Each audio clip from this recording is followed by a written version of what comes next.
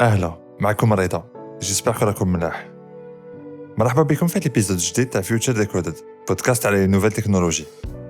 هاد لا سيمين نسيو نفهموا لا نوفيل استراتيجي كوميرسيال تاع جوجل مع لا سورتي تاع لي نوفو سمارتفون لو جوجل بيكسل 4a 5G et le Google Pixel 5. يلا.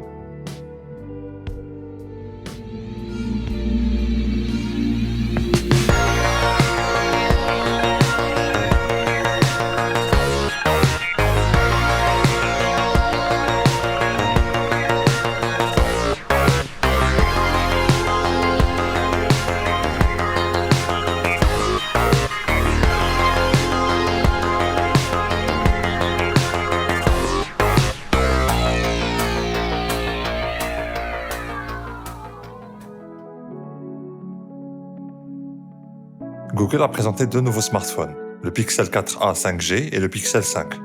Mais ce n'est pas vraiment le téléphone qui m'intéresse en soi, parce qu'il n'y a pas de grande surprise en termes de configuration.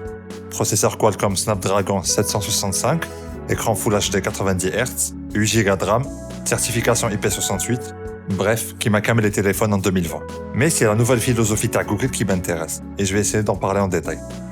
À l'annonce du prix des smartphones, respectivement 599 et 699 $, au lieu de concurrencer directement les produits phares d'Apple ou la Samsung, Google a décidé de sortir des téléphones milieu de gamme. Et c'est là que ça devient intéressant. La concurrence est rude, surtout en cette fin d'année. À ce budget, le Samsung Galaxy S20 FE, une version light de le Galaxy S20, est disponible à 600 $. On retrouve gagné le OnePlus 8T, le nouveau smartphone de la marque OnePlus, à 749 $.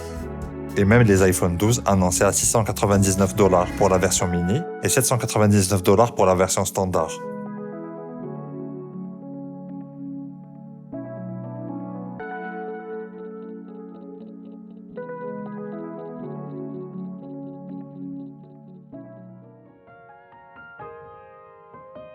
Malgré la concurrence, c'est judicieux de se positionner en smartphone milieu de gamme. Je m'explique. À ce prix-là, on ne cherche pas forcément la perfection. Et franchement, je ne pense pas que les chiffres de vente des smartphones haut de gamme sont très élevés, et surtout durant de la période. Grosso modo, Google a eu du mal à être crédible sur le marché des hauts de gamme, où les téléphones coûtent plus de 1000 $ et sont dotés de toutes les dernières caractéristiques et fonctionnalités imaginables.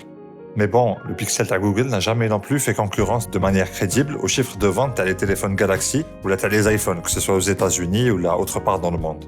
Google s'est bien débrouillé avec le Pixel 3a, sa version milieu de gamme, le Pixel 3, et se débrouille sans doute mieux avec le Pixel 4a, mais il n'a toujours pas réussi à s'imposer sur le marché. Et si on parle de chiffres de vente, Google aurait vendu 7,2 millions de téléphones en 2019. En comparaison, Apple aurait vendu 46,3 millions de iPhone XR durant la même période. Personne ne devrait se soucier du nombre d'unités vendues ni du prix à l'action de la marque. Mais la part de marché est importante parce qu'elle assure deux choses, la disponibilité des accessoires et le support client. Mais Google s'engage à remplir ces rôles-là.